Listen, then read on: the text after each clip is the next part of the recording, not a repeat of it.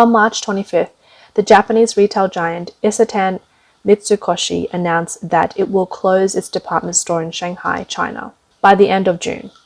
The store in question is the Shanghai Meilongzhen Isetan, which was once favored as a high-end department store but has suffered continuous losses in recent years. Opened in 1997, it used to dazzle the entire city with its building's elegant European design features, its interior extending from the ground floor to the 7th floor atrium was so bright and splendid that it left the people of Shanghai in awe. Meilongzhen Isetan became a charming shopping paradise.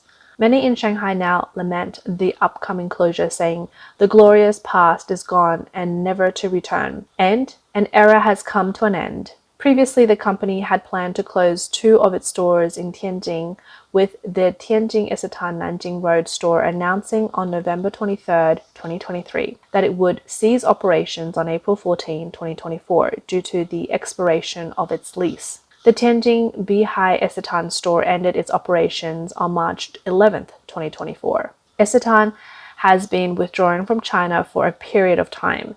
Since opening stores in Shanghai and Tianjin in 1993, the Isetan Mitsukoshi Group has announced plans to invest in opening 20 branches overseas in the next decade, with China being a focus. However, Isetan's development in China has been anything but smooth. In September 2007, Isetan closed its Jian store, which had been open for only 2 years. In December 2008, the group's first store in China, Shanghai Huating Isetan, closed its doors due to high rent. The Isetan Shenyang store ceased operations in June 2013. On December 31, 2022, Isetan Chengdu stopped operating both its Chunxi and Kaohsiung stores. Now Isetan will have only 1 store left in China, which is the Renheng Isetan department store in Tianjin. Isetan's gradual withdrawal is actually a microcosm of the collective decline of Japanese department stores in China. However, this nearly 140-year-old Japanese retail giant still has branches in Malaysia, Singapore, and Thailand in Asia, with only its Chinese branches closing one after another. Japan is China's 5th largest trading partner, and in the past 2 years, Japanese companies have been accelerating their exit from China. On February 27th, Bridgestone, with over 20 years of operations in China, announced the closure of its factory in Shenyang. The company promised to compensate the more than 1,000 employees in accordance with relevant regulations.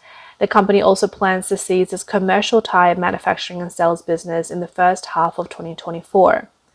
On Douyin, the Chinese version of TikTok, someone commented and said on April 29, 2024, the world-renowned tire company Bridgestone closed its domestic factory in Shenyang. Another foreign tire company leaves China, citing the downturn in the commercial tire market as the reason. What will become of the factory's 1,200 employees? At least the compensation provided is quite generous, with some receiving up to 500,000 yuan and couples working in the same company receiving 1 million yuan.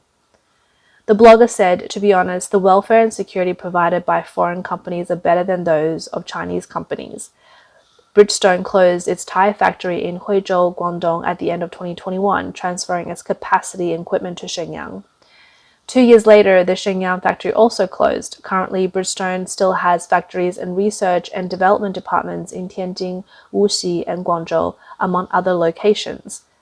Public records show that last year, the highest number of well-renowned companies to withdraw from China were Japanese, including the Canon camera factory, Sony camera production line, Toshiba laptop production line, Nikon camera factory, and the Astellas Pharma Research and Development Center in China. These companies have moved their production chains to Vietnam, Thailand, and Philippines, and back to Japan. For years, China has been Germany's most important trading partner. As the Chinese economy struggles to recover from the pandemic, German businesses in China are experiencing changes in their market participation and investments. Many are seeking to reduce their business dealings with China or even completely exit the Chinese market.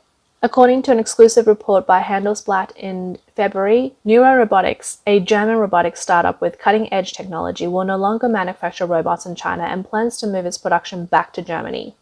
A recent survey by the German Chambers of Commerce in China shows that the proportion of German companies withdrawing from the Chinese market or considering doing so has reached 9%, which has doubled in the past 4 years.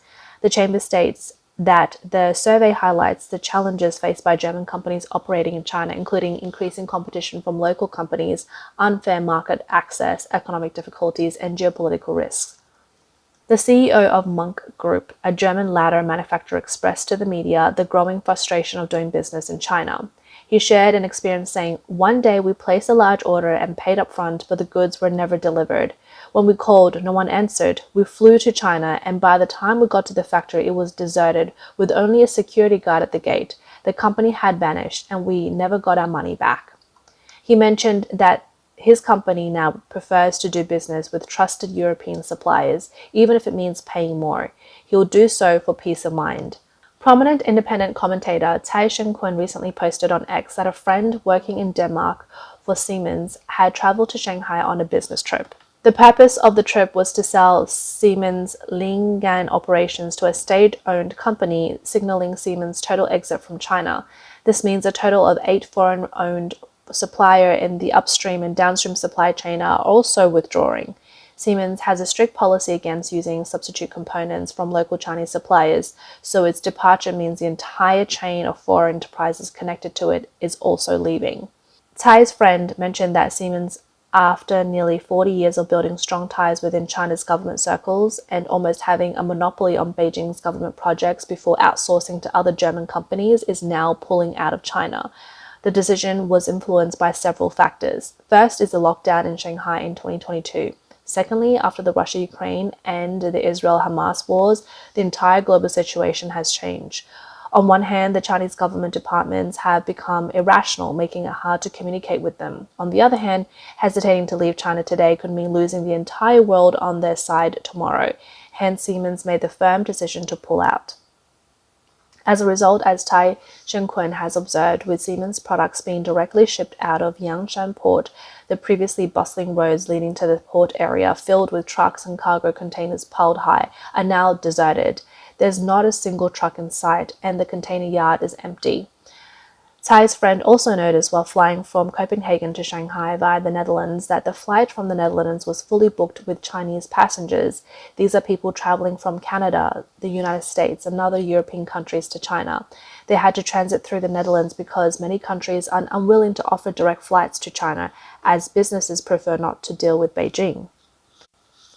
Deutsche Welle has reported that the Chinese economy is facing challenges, leading to increased efforts by the government to keep foreign investment despite the ongoing withdrawal of foreign capital. They've even tried measures like opening up the financial market. However, the broadening of national security and secrecy laws has made foreign companies cautious about continuing their operations in China. A German mid-sized business owner who has been manufacturing in China for 30 years also said the business environment in China has drastically deteriorated. The atmosphere just doesn't feel right.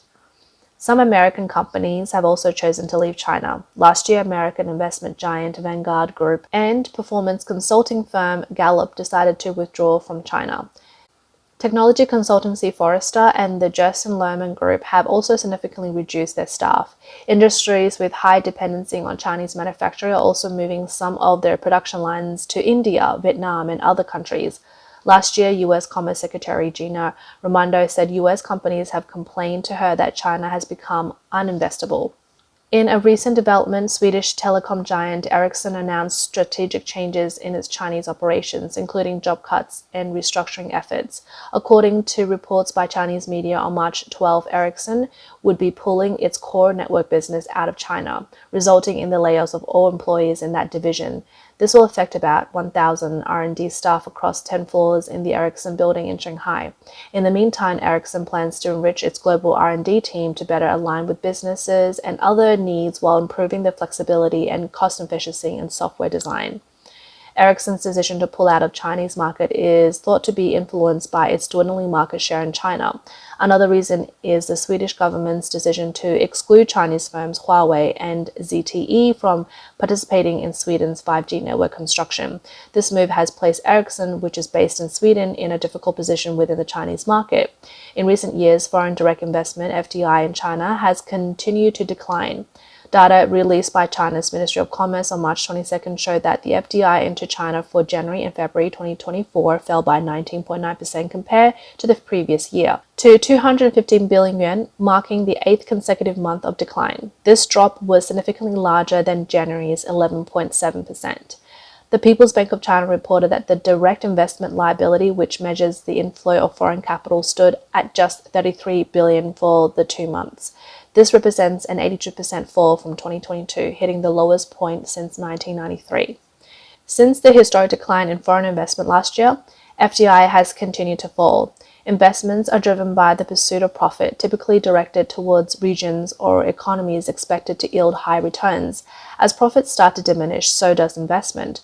The National Bureau of Statistics of China noted a 6.7% decrease in profits for foreign invested enterprises in China last year. In efforts to rebuild trust with foreign companies, Beijing has introduced several enticing initiatives. These include expanding market access and encouraging foreign investors to deepen their involvement in sectors such as banking, insurance, and healthcare. Additionally, the Chinese government continues to send friendly signals to foreign investors. The China Development Forum (CDF) 2024, held in Beijing from March 24th to 25th under the theme Sustainable Development in China, saw around 100 CEOs of multinational corporations attend. During the opening keynote addresses on March 24th, Chinese Premier Li Qiang reiterated a steady progress towards institutional opening up, welcoming businesses worldwide to invest in China. During her speech at the CDF, China's Deputy Commerce Minister Guo Tingting announced plans to further increase the company's openness to international markets. Guo emphasized that this strategy aims to stimulate development and generate more opportunities in the market. She promised to fully protect the domestic treatment of foreign investment enterprises, allowing more foreign capital to invest in China with ease and confidence. However, Guo did not provide specific details regarding the so-called domestic treatment. Despite China's ongoing efforts to open its economy, the trend of foreign companies withdrawing continues. Foreign direct investments in China fell to its lowest in 3 decades last year. The geopolitical tension between the US and China, compounded by the US tightened export controls on high technology goods, has placed foreign companies at risk, particularly concerning the supply chains. At a crucial time when China's economy is under strain and in urgent need of foreign investment to combat a high unemployment rate, the Chinese government has opted for more stringent national security laws. This legislation, updated and approved by China's top legislative body in February, is set to be implemented in May this year. Moreover, unexpected investigations by Chinese authorities into various foreign organizations have led an increasing number of companies to consider minimizing their risks. The debate among observers regarding Beijing's policy is ongoing, with some pointing out contradictions in the Communist Party's approach, while others argue that the focus of these policies is more political than economic. The China Development Forum wrapped up on March 25th. An event normally ends with direct exchanges between foreign executives and Chinese officials. However, this year's absence of a roundtable discussion with the Prime Minister reduced the forum's appeal to foreign businesses. On March 19th, Beijing released an action plan to attract and utilize foreign investment. In the plan, they claimed to make greater efforts in creating a favorable environment and improving services, focusing on the practical concerns of foreign invested enterprises. In August last year, China's State Council announces 24 measures to optimize foreign investment, but some international business leaders believe the key issue is whether these promises will be implemented. Recent policies released by China to attract foreign investments have sparked online discussions, with some commenting that if a document can enhance your freedom today, it should be clear that another document can revoke your freedom tomorrow. Promises are made a few years later, when they change their minds, will become a useless piece of document. On March 24th, Yan Chengguo, a veteran media professional from Hong Kong, expressed skepticism on Facebook about China's willingness and ability to pursue development, citing a decade of policies that have hindered progress, reform, and the openness. He highlighted the destructive impact of Article 23 on Hong Kong's role as an international financial hub. The actions of the Chinese Communist Party had led to global skepticism about its intention towards economic freedom. Yan's commentary suggests that the CCP's repeated attempts to project a positive image reveal a deep-seated crisis, with strategies failing across the board. The ongoing exodus of exiting foreign capital, coupled with the lack of new foreign investment, suggests a dire situation that, if unaddressed, could lead to severe consequences. Despite Chinese officials' repeated assurance to protect the business environment for foreign investment, most Western companies operating in China are facing significantly increased risk. Additionally, China's releveraging in the real estate sector and heightened regulations of tech companies have left both Chinese and foreign investors uneasy, particularly concerning the transparency and predictability of Chinese policies. During the pandemic, the Chinese government implemented 3 years of stringent lockdown policies, whose negative impact on the economy has not yet finished. In the aftermath, foreign companies have been withdrawing from China at an accelerated rate. Risk equates to uncertainty, which is what businesses fear the most. Thus, to mitigate these risks, Chinese companies are shifting their operations to Southeast Asia, and foreign companies are doing the same. Essentially, this shift aims to avoid potential risks, thereby keeping business investments within a predictable framework. According to a recent report by the Wall Street Journal, the Chinese government is launching a charismatic campaign to break out of the isolation caused by years of pandemic policies, hoping to attract foreigners back to the country. The current isolation is undermining the economy of the world's second-largest economic powerhouse. However, this charismatic campaign may face difficulties in achieving its intended effect. The report indicates that China's economy is slowing down, and the government has further tightened its control over society. In Washington, skepticism towards engaging with China is growing, influenced by China's dynamic zero-COVID policy and nationwide anti-espionage campaigns. Distrust towards the Chinese government remains persistent.